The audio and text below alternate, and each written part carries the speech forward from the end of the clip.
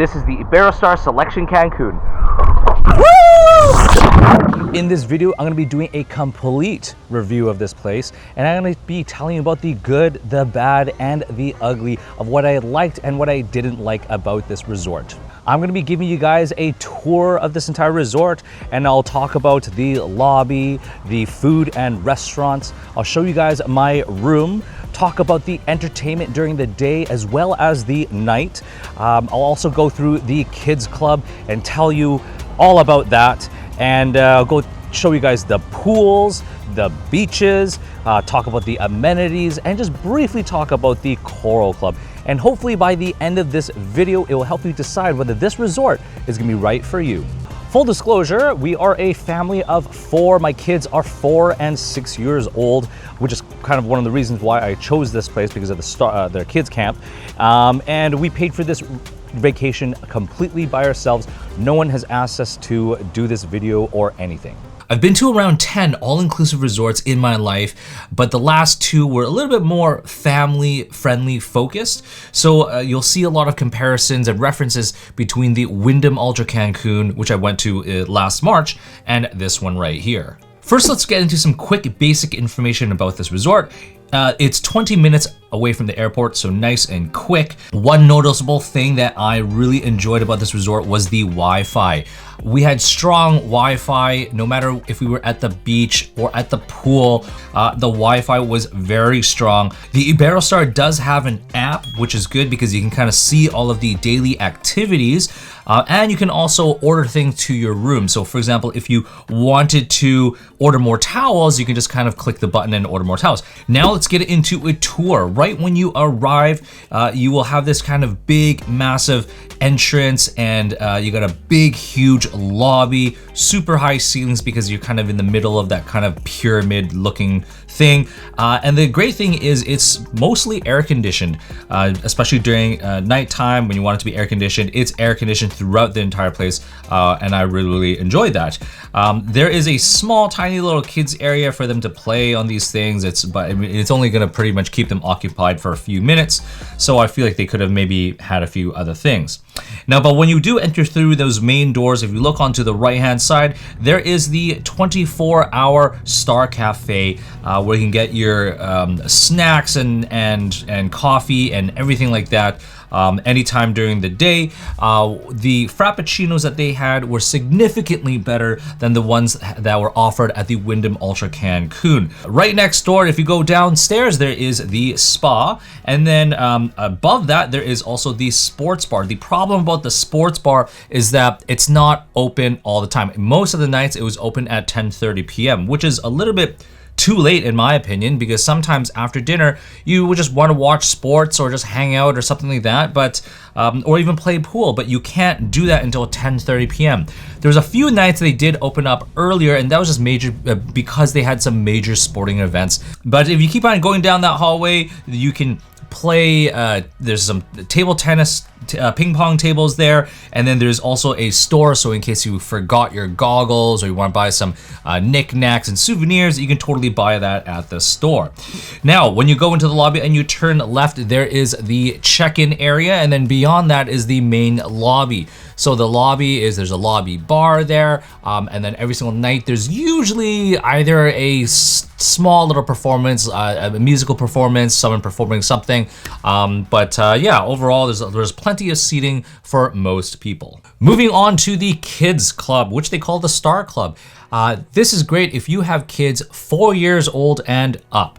The great thing about it is it's open 9 to 5, and you can drop them off all the way from 9 to 5. They will take them for lunch and do whatever. So you know, if you wanted some adults only time, which we did, it's a great spot to be in, or it's a great place. And that's like one of the main reasons why we booked this place. It just seemed like they had a lot of activities. And were there a lot of activities? I feel like yes, the staff did a great job.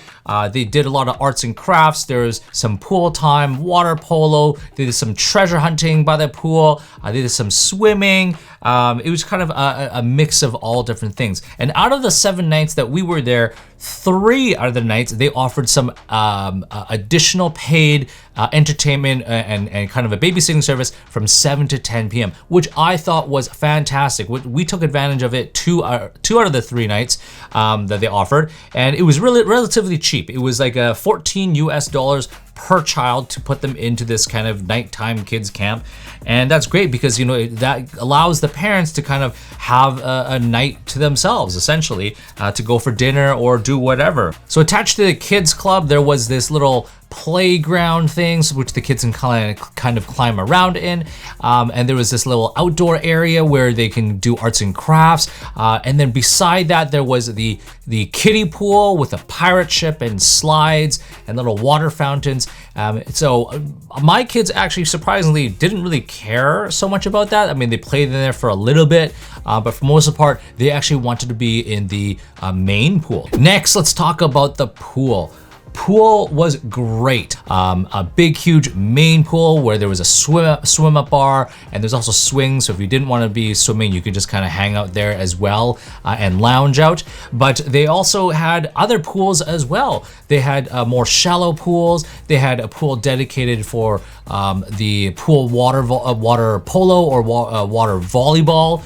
And they just had small little pools and different things throughout the entire area, which was really, really interesting, and it kind of made it more interesting than just having one big gigantic pool. Beach. Let's talk about the beach now.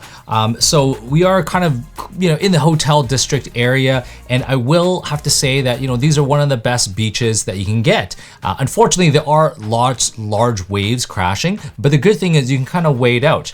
Now, one thing that I didn't like about this resort was that in front of the Iberostar Selection Cancun, like literally right in front of it, there are rocks. So you actually have to walk about 2 minutes or 1 to 2 minutes just to the other side where the coral level is, and use that beach, because on that side there's no rocks. You can actually wade out quite far, and just similar to the Wyndham Ultra Cancun,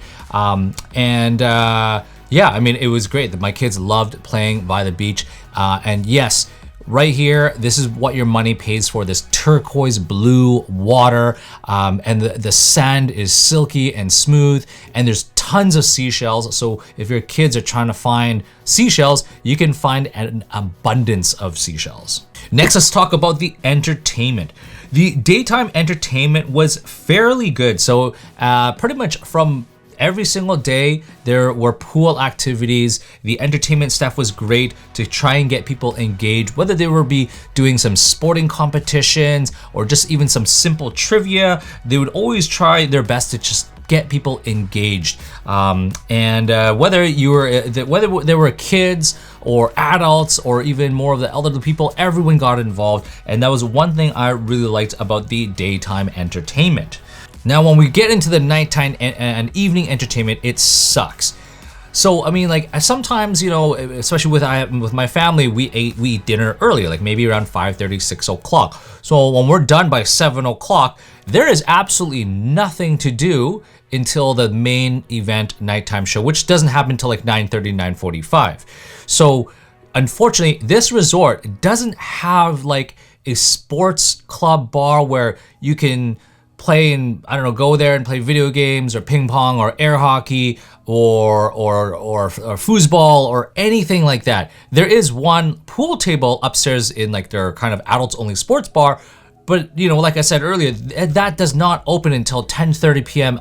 at night for most nights. Sometimes they'll open early just because, you know, there's a sporting event or something like that, but it didn't happen very often. And so literally from like, if you're done dinner at 7 p.m. all the way to 9:30 p.m., the only thing you can do is just sit in the lobby bar and listen to music, chat, get a drink, and things like that. So unfortunately, if you are a kid or a teen, there's nothing for you guys to do other than maybe go back to your room and watch TV, play some Nintendo Switch or something like that.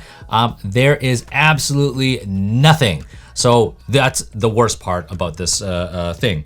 Now, when we do get into the nighttime, late night, not late night, but like the main event show starting at 9:30, everything happens in the theater. And I would have to say overall, you know, it was entertaining. I would say out of the 7 nights that we were there, 2 of them were very good.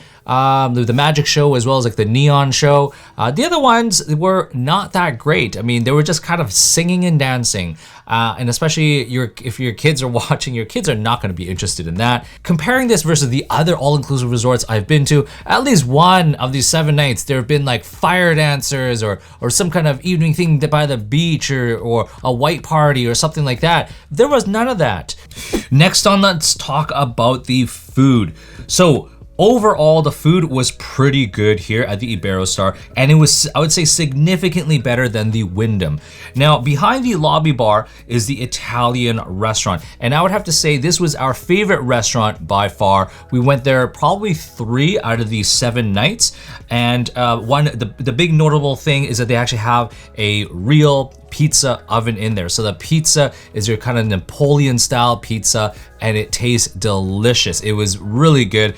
So 2 thumbs up for that. They had a bunch of pastas and other things like that, but overall it was fairly good. The tiramisu also was excellent, so I would highly recommend you guys go for the restaurant. Now, one thing to note about the restaurant is that it's first come, first serve. So if you arrive too late at, like, I don't know, maybe 7:30 or 8 p.m., all of the reservations, or not the reservations, but all the tables might be full and you might not get in. So my recommendation is you kind of get there a little bit earlier, from like 5:30 p.m., which is when they open, until, I don't know, maybe 7 p.m. So just trying to get in there some point in there, and you should be able to get a table no problem. When you do go upstairs, there is the Hibachi Japanese Teppanyaki restaurant, and that one is the only restaurant that you need to make a reservation for.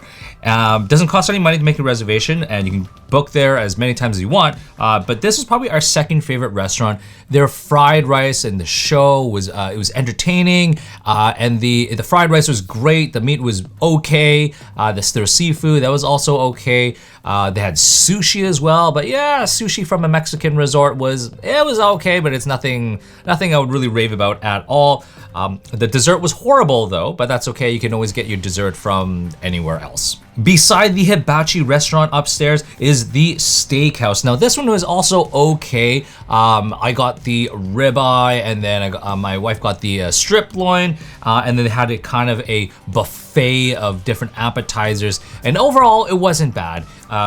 It could be better, yeah, definitely, but it wasn't amazing, but it wasn't terrible. So yeah, steakhouse was all right. The other restaurant below is the American restaurant, and surprisingly, when you do look at the menu, it literally looks like probably the best menu ever. It's got ribs and beef brisket and all those kind of things, and we thought it was going to be one of the front runners, but unfortunately, it kind of failed. I mean, it was probably one of the worst restaurants, my least favorite restaurant out of all the restaurants. I think I even prefer the International Buffet over top of this American restaurant. It just wasn't that great. I mean, for example, the beef brisket was fine, it was good, but when we got the ribs, they also served ribs at the buffet restaurant, and the ribs at the buffet restaurant were better than the ribs that was served at the American restaurant. So it was a little bit weird. And the other odd thing about it is that you do have to walk outside and around to go to that restaurant. Now, when you do kind of go outside through the middle of the resort,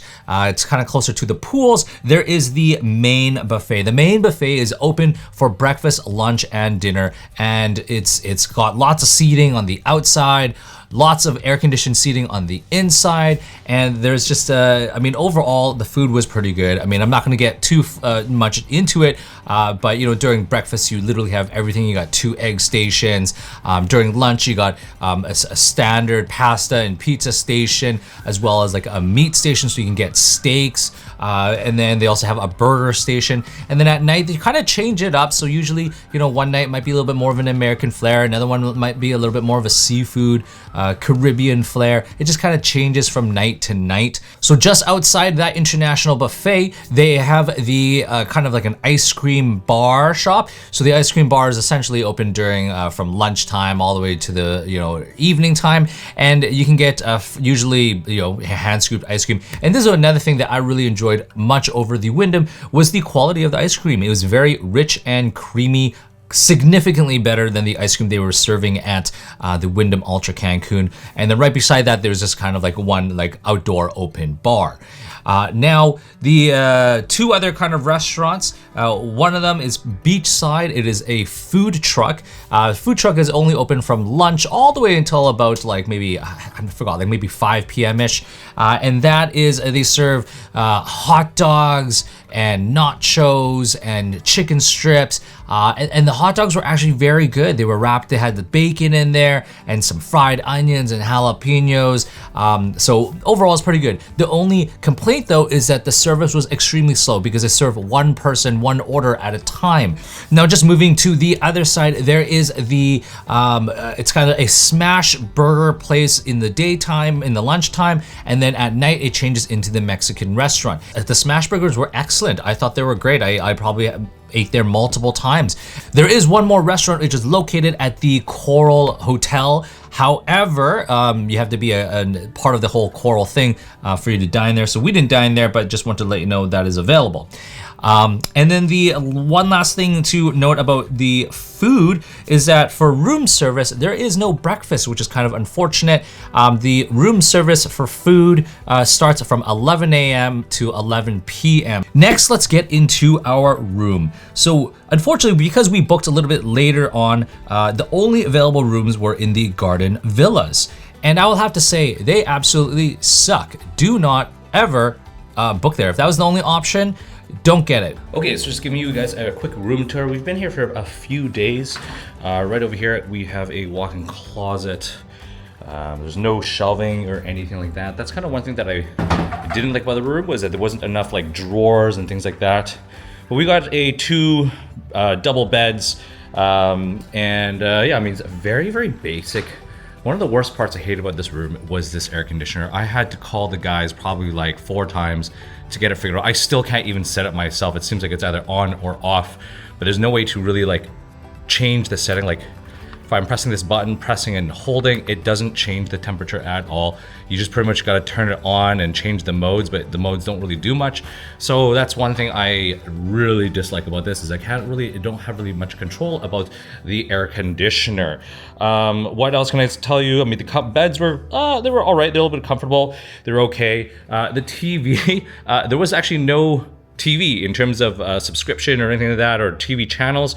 It was more like a Chromecast thing, so you would have to cast from your device. However, when I entered in the code to kind of connect it, the code didn't work. So I've used the TV 0 times because it just didn't really work. There's a safe here. There's only, again, like 1, 2, like 4 drawers right here, and that's essentially it for where you can put your clothes. And then right here we got a mini bar. The mini bar it's okay. It's very bare basics, bare bones. This room is quite dated, so there's not really much to this. You do have like one kind of table here, and we did request a cot right here. So we had 2 kids slept here, and my wife and I slept over there.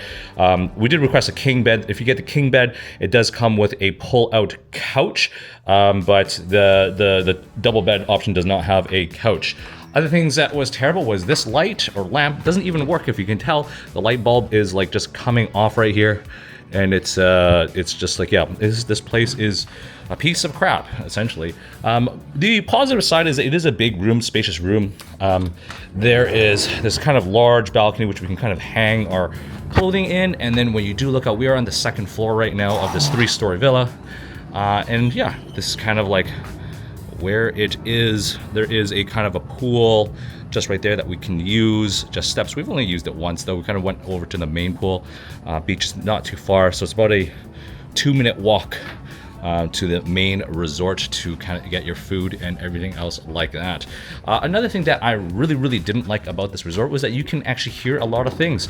So on the other side of that door, there's just kind of like a smaller road, and then there's the highway behind that. So a couple nights, 2 nights in a row at like 3-4 a.m., there were street racers. We heard all of their crazy fast cars and motorcycles going up and down from like 1 a.m. all the way to like 4 a.m. and that was not good. Birds chirping in the morning, you hear them at, I don't know, like super early, and yeah, you can tell that there's gaps. There's no soundproofing at all, and I really disliked that. Now let's get into the bathroom. So there's 2 lights that kind of turn this place on. I do like there is double sink right here, so you know, your wife and your kids and myself and whatever like that. There's ample shelving, which is good space for you to put stuff, and a little kind of a countertop right here. Shower. One thing I didn't like about the shower was there's no space for you to put like your stuff, like your razors or your special lotions. You just have to kind of put it on the disgusting ground. I mean, it's not the prettiest of spaces, definitely, but it does work. I mean, I do like how they have a bathtub as well as shower, so you can actually have 2 different people showering at the same time. In terms of the water temperature, yes, it was getting hot. It's hot enough. You can get really hot, so no complaints about the water pressure or the water temperature. What else can I say? The other thing is that you can do an adjoining room with a next door neighbor, but if I were to come back to the Iberostar, I would never come back to the villa. I just found that it was just I don't know, it just wasn't nice. What else can I tell you is that the great thing about this place is that all of their water, they have refillable water, so they have a no plastic kind of rule here, or no disposable plastic, and so they refill these water bottle jugs, glass jars every day, and they'll refill it for you. And there's also water stations throughout, so it's all filtered water. So that's kind of one good environmentally friendly perk. Now let's talk about the amenities. So, you know, there is a gym up top, and the gym is not that big, but it looked fine and it seemed like it had everything that anyone needed to do. Every single day they had some kind of fitness thing, whether it be a boot camp or some kind of aqua aerobics or something like that. They had something available, yoga, stuff like that. There is golf. They also have a a regular tennis court. They have a spa, just your kind of standard amenities around, which I found great. So let's wrap this video up. You're wondering if you should stay here at the Iberostar Selection Cancun. Well, majority of the people that were here were in their 30s and 40s. So I feel like if you're in that age group, it's a great place. And if you do have young kids, ages 4 and up, the star camp, the kids camp was spectacular. So I would highly recommend it in that sense. However, don't stay at the villa that we were in. It was terrible, and I would never stay there ever again in my life. If I were to come back here, I would probably choose, I would probably upgrade to the Star Prestige level, get upgraded to a nicer room or something like that. That would be one thing. But to be honest, I probably would not come back here next year. I would probably want to try different resorts, try out different places.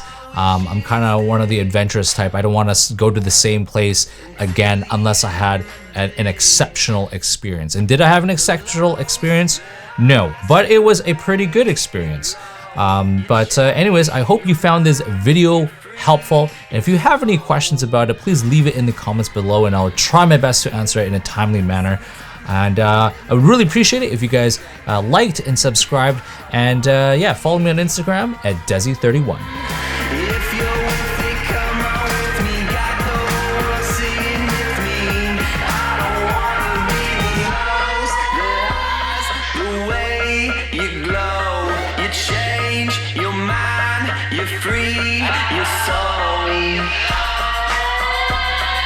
Feel that